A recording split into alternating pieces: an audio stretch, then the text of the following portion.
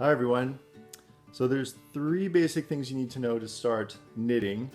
One of them is how to cast on, which is how you start your work.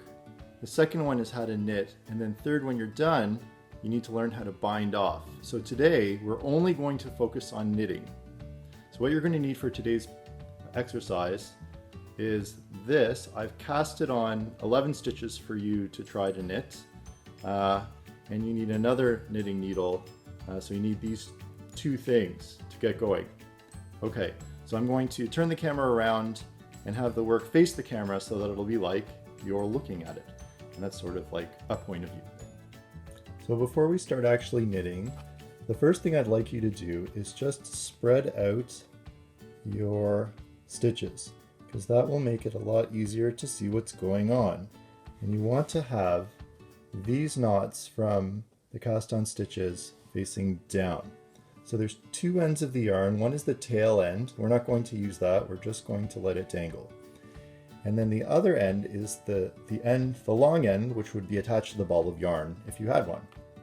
The next important step is how to hold the knitting needle with the stitches on it. Now there's different styles. I'm going to show you continental style, which is one of the faster and easier ways.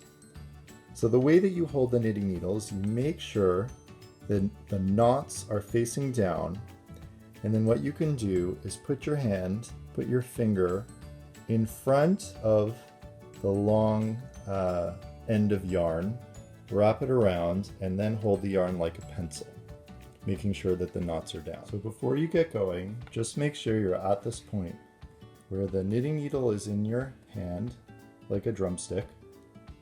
The knots are on the bottom and the long end is going behind the end of the needle and wrapped around your finger, and you can clench it in your fingers if you like. All right, now you're ready for step 2, actually knitting. So holding the knitting needle the way we described, you're going to take your free knitting needle in your other hand and you are going to point it right below, right above rather, the very first knot. And wood should be touching wood right now, so there shouldn't be any yarn in between. So this is really important you get this right, because if you're anywhere else, you won't be knitting. So spreading the knot out, you really want to put it right down there. And then when you poke through, you're going to be poking diagonally up, following the back of that first knitting needle. So look at how that's going through. Now if I turn this around like this, if I've done a good job, there is no yarn in between those two needles.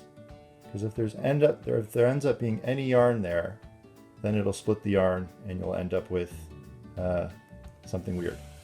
Okay, so once you've done that, and this is the critical step, so you've got the knitting needle through, what you're going to do is you're going to take this finger, right like that, and you're going to wrap it around that back knitting needle.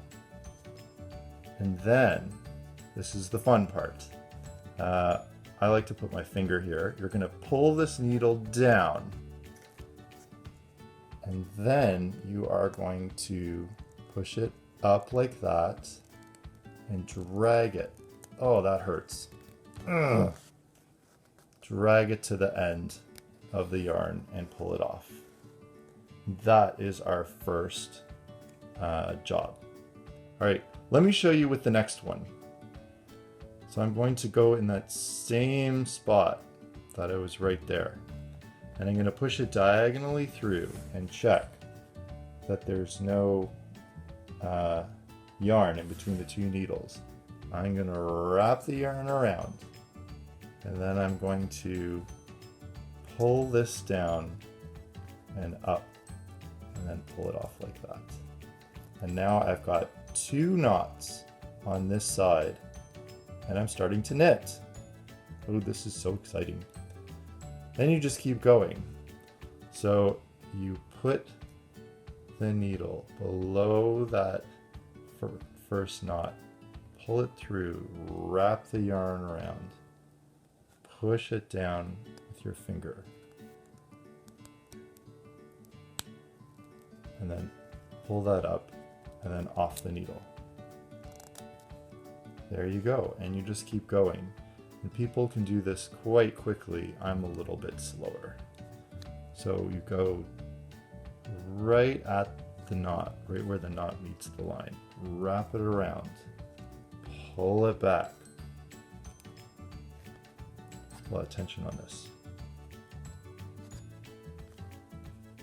Do I get a bloopers and outtakes reel? And then off. So if you can get through the first row, and I'm just going to do this quickly. If you can get through the first row, then you have completed your own row of knitting. This is really tough. Real knitting needles are easier.